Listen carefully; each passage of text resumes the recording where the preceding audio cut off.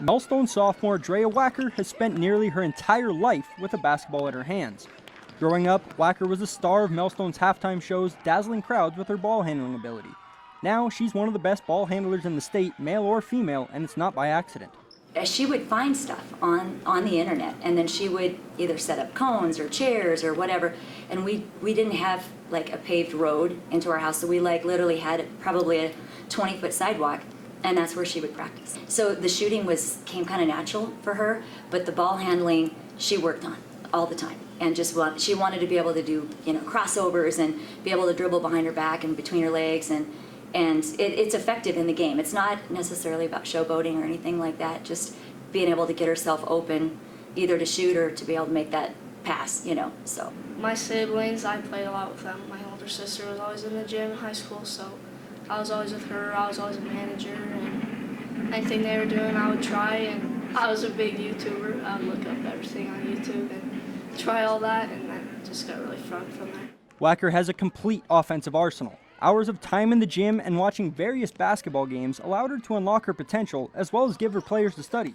Draya and Brielle and then Braden would come in on every Sunday. They would be here after church, and they would shoot, and they would play. They'd play one-on-one. Even though Draya was little, she was just so fast and trying all of her latest and greatest moves that she learned from watching hours and hours of NBA and college basketball. She's just a fan.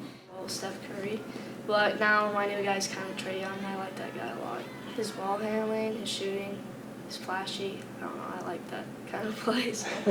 Wacker's offensive exploits have been on display all season as she surpassed the 1,000-point mark for her career back on January 3rd and led the Bronx to the District 4C title this past weekend by pouring in 44 points. Playing varsity minutes as an 8th grader and struggling against more physically mature competition prepared Wacker for moments like that.